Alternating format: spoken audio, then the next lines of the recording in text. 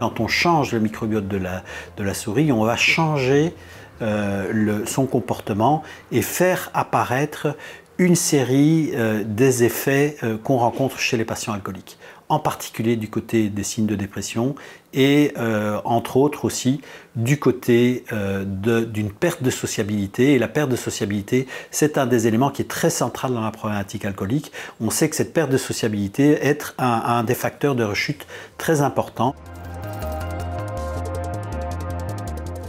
Nous, ce qu'on montre ici dans cette étude qui vient d'être publiée, c'est que l'axe intestin-cerveau, dans ce contexte de la dépendance à l'alcool, passe aussi par le foie. Et donc, quand il y a ces caractéristiques du microbiote intestinal, cela peut avoir une influence sur le foie et donc perturber dans le foie des voies de synthèse de certains composés qui sont plutôt, je dirais, neuroprotecteurs. C'est le cas du bêta-hydroxybutyrate, qui est une molécule que notre foie produit, notamment en cas de jeûne, et qui peut jouer un rôle bénéfique sur le cerveau, et bien notamment, je veux dire, chez les patients qui présentent des dépressions, des altérations de comportement en présence de consommation alcoolique, on voit que ce taux de BHB, de bêta-hydroxybutyrate, est plus bas et c'est mis en lien avec les compositions microbiennes.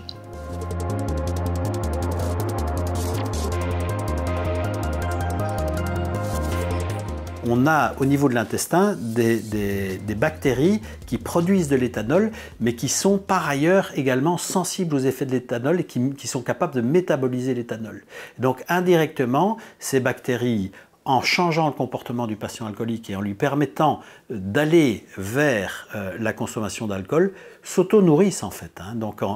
Donc c'est comme si indirectement on était un peu guidé par les bactéries de notre intestin pour aller vers la consommation d'alcool.